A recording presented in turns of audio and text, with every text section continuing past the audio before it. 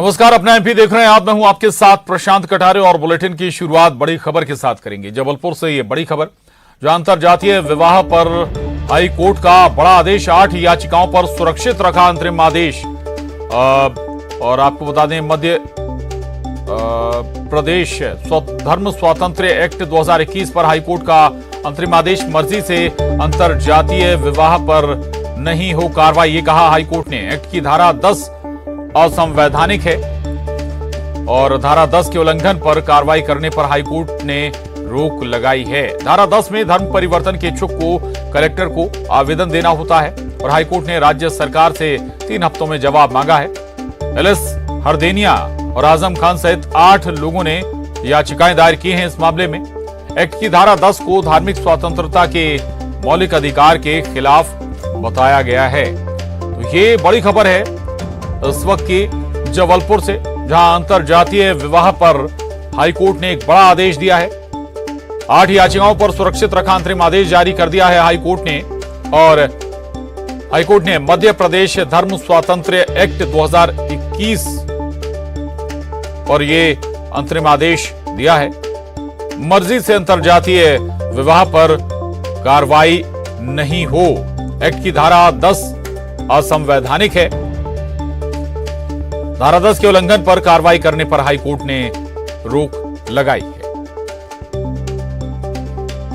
और आपको बता दें कि धारा 10 में धर्म परिवर्तन के इच्छुक को कलेक्टर को आवेदन देना होता है और हाईकोर्ट ने राज्य सरकार से इस पूरे मामले में 3 हफ्तों में जवाब भी मांगा है। दरअसल एक साथ 8 याचिकाएं, 8 लोगों ने इस मामले में याचिकाएं दाखिल की थी।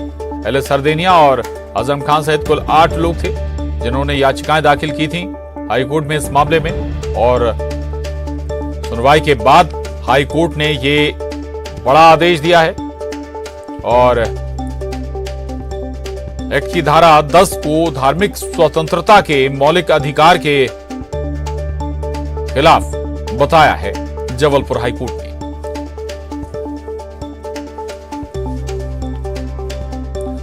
और मुरैना से बड़ी खबर है। जौरा क्षेत्र के रूनीपुर गांव में टाइगर की दहशत। आज शिवपुरी से रेस्क्यू दल पहुंचा मुरैना। टाइगर को पकड़ने की कोशिशें जारी हैं। वन अमले की टीम पकड़ने में जुटी हुई है टाइगर को। कल टाइगर को पकड़ने में टीम नाकाम रही थी, चूक गई थी और रात भर ग्रामीण मकानों की छतों पर सोए रहे। जौरा एसडीएम अरविंद माहौर, जौरा वन अधिकारी हिना खान मौके पर मौजूद हैं। कल टाइगर ने एक युवक पर हमला भी कर दिया था। तो ये तस्वीरें देख रहे हैं आप, ये तस्वीरें मुरैना से हैं। दरअसल टाइगर को अभी भी वन विभाग पकड़ नहीं पाया, कोशिशें जारी हैं और इलाके में लोगों में दहशत बनी हुई है। रात भर लोग अपनी छतों पर सोते रहे डर की वजह से। हालांकि जो अफसर हैं वो मौके पर मौजूद हैं। कोशिशें जारी हैं जल्द से जल्द टाइगर को पकड़ने की, काबू करने की। हालांकि अभी तक सफलता हाथ नहीं लगी वन विभाग को। तो जौरा एसडीएम अरविंद माहौर और जौरा वन अधिकारी हिना खान मौके पर मौजूद हैं। कल टाइगर ने एक युवक पर भी हमला कर दिया था।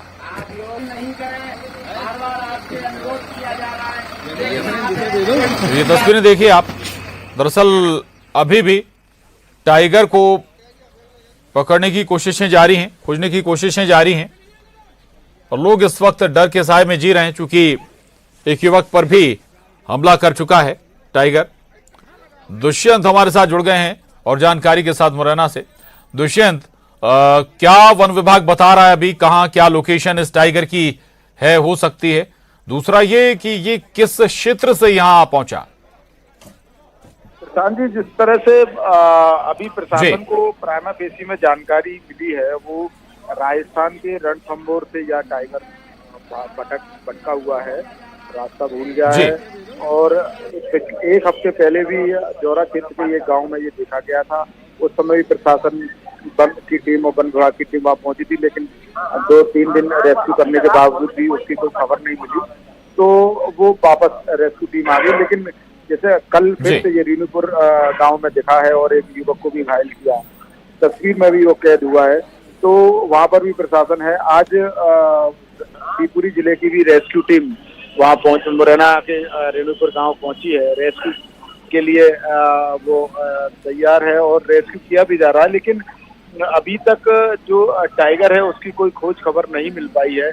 संभवतः जो कयास लगाए जा रहे हैं कि वो फिर से कहीं दूसरे इलाके में किसी दूसरी गांव की तरफ निकल गया है।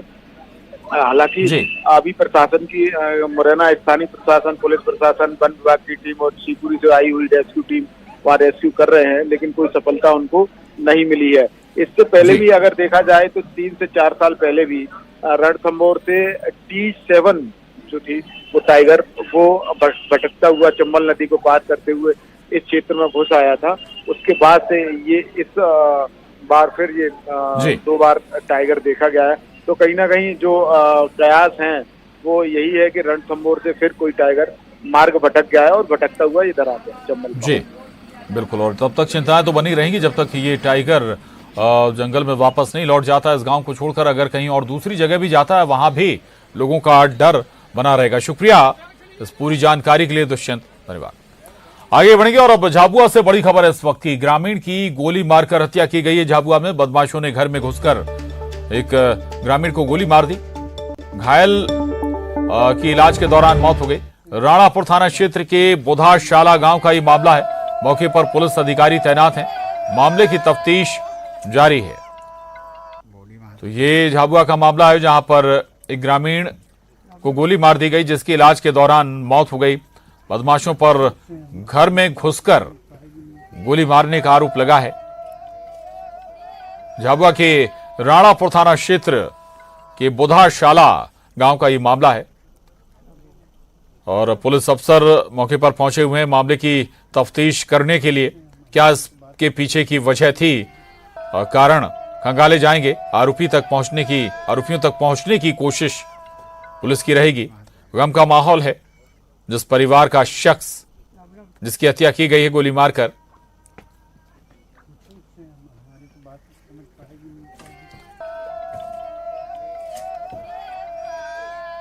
तो ये झाबुआ का मामला है। झाबुआ के राणापुर थाना क्षेत्र के बुधाशाला गांव का ये मामला है। वजह क्या रही ये अभी तक साफ नहीं हो पाया, लेकिन बताया जा रहा है कि बदमाशों ने घर में घुसकर एक ग्रामीण को गोली मार दी जिसकी इलाज के दौरान मौत हो गई। संभव है कि कोई पुरानी रंजिश इसके पीछे वजह रही हो, कोई और दूसरा विवाद रहा हो। हालांकि जांच में तस्वीर साफ हो पाएगा कि आखिर इस वारदात के पीछे वजह क्या थी। घर के सदस्यों का रो रो कर बुरा हाल है।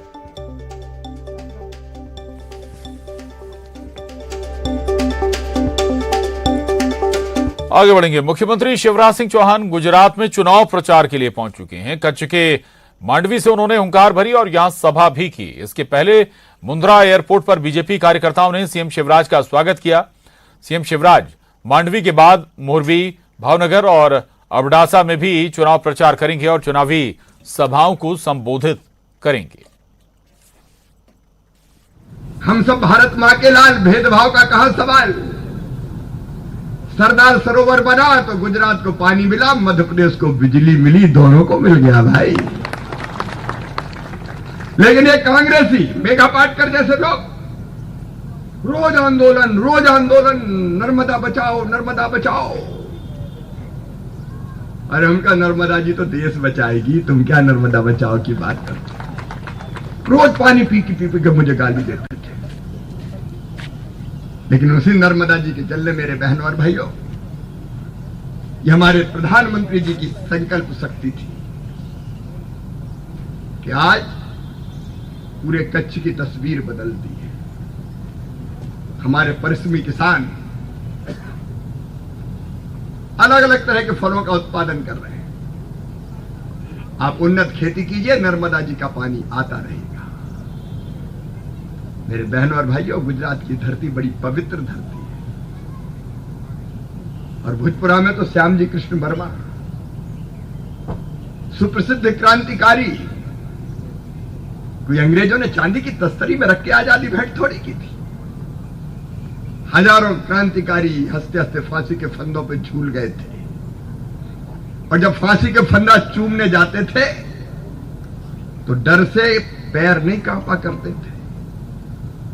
उनके एक हाथ में गीता होती थी, मुंह से भारत माता की जय का उद्घोष निकलता था और हृदय में दृढ़ संकल्प होता था।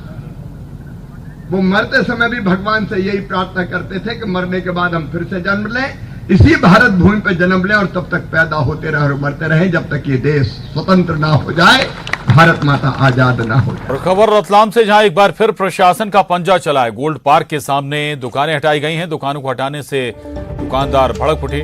बड़ी संख्या में पुलिस बल मौके पर तैनात किया गया। इस अतिक्रमण हटाने के दौरान अतिक्रमण हटाने की कार्रवाई इस वक्त जारी है। रतलाम से ये बड़ी खबर है, जहां अवैध कब्जे को हटाया गया है। प्रशासन ने कार्रवाई की है अवैध कब्जे को हटाने की। कई दुकानें गोल्ड पार्क के सामने लगी कई दुकानें हटाई गई हैं। दुकानदारों को हटाने से दुकानदार नाराज हो गए, भड़क उठे और बड़ी संख्या में पुलिस बल मौके पर तैनात किया गया है। अतिक्रमण हटाने का एक्शन अभी भी जारी है। ये देखिए आप तस्वीरें रतलाम से। सुधीर जैन हमारे साथ जुड़े हैं और जानकारी के साथ। सुधीर, किस मद्देनजर ये एक्शन हो रहा है, कार्रवाई हो रही है, और जब ये अतिक्रमण हो रहा था तब निगम अमला कहाँ था?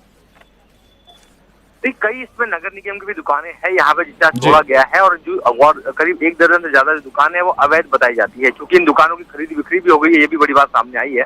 और इन दुकानों के पीछे जो है गोल्ड पार्क का आकार लेगा।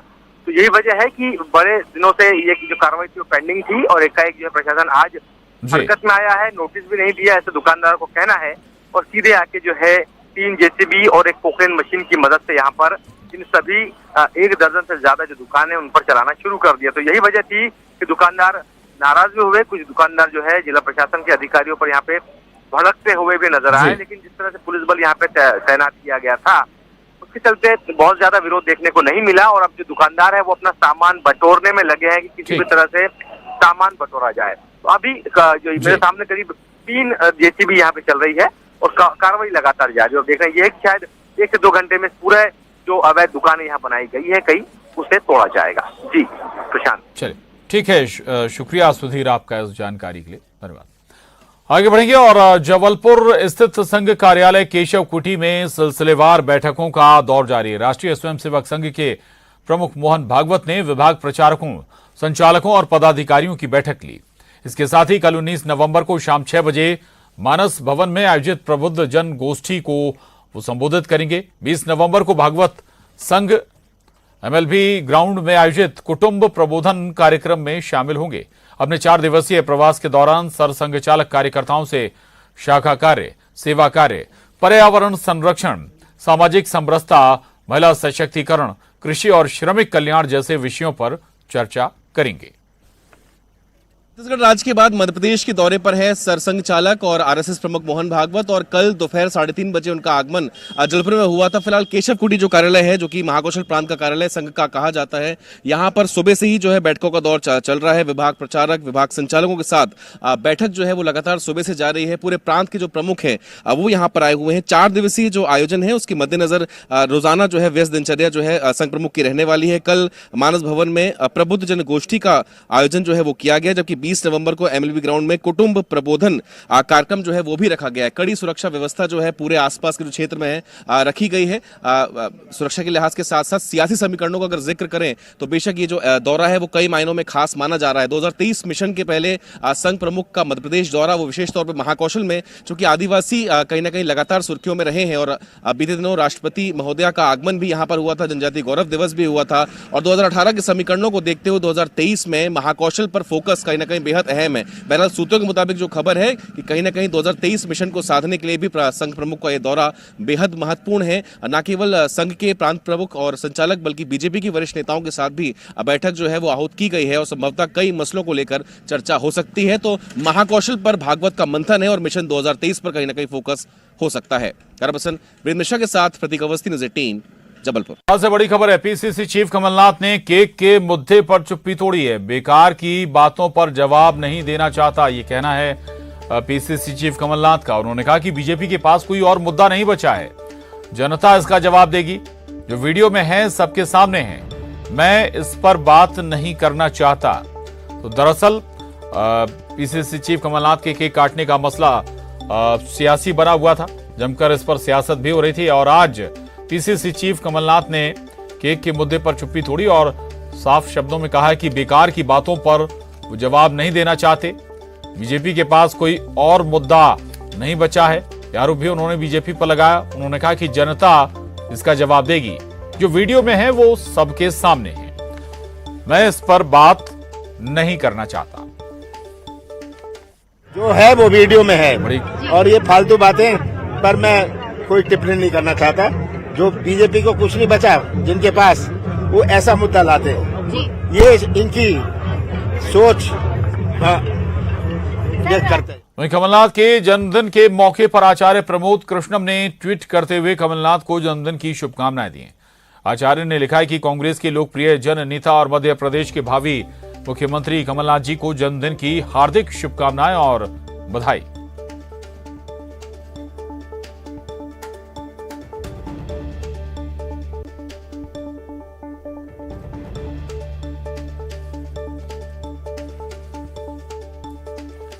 और इंदौर से बड़ी खबर, व्यापारी को धमकी भरा पत्र मिला है। पत्र में राहुल गांधी को बस से उड़ाने की धमकी मिली है। पूरे इंदौर को बम से दहलाने की भी धमकी मिली है। कमलनाथ को भी गोली मारने की धमकी दी गई है।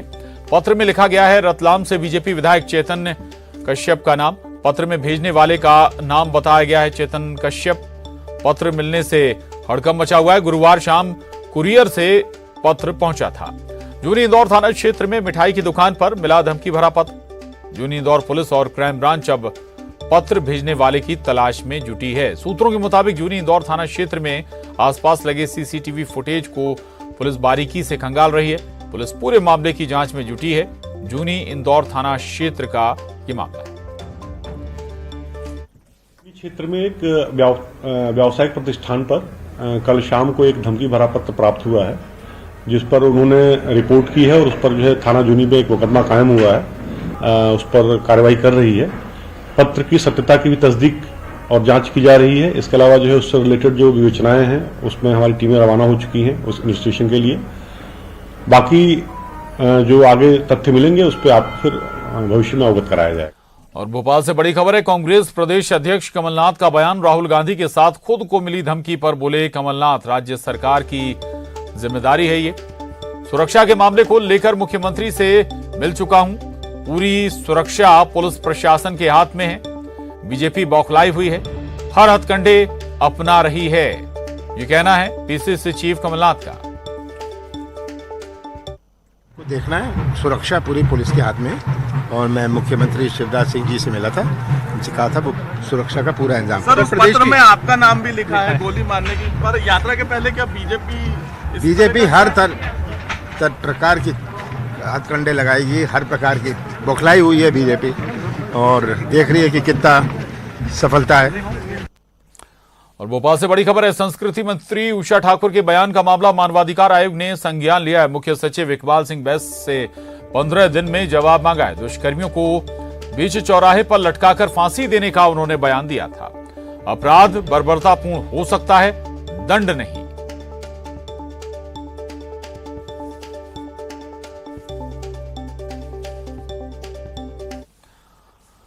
और शाहजहांपुर से बड़ी खबर, स्कूल बस को ट्रक ने जोरदार टक्कर मार दी। हादसे में 4 स्कूली बच्चे घायल हो गए। काला पीपल के बेरावल जोड़ की यह घटना है।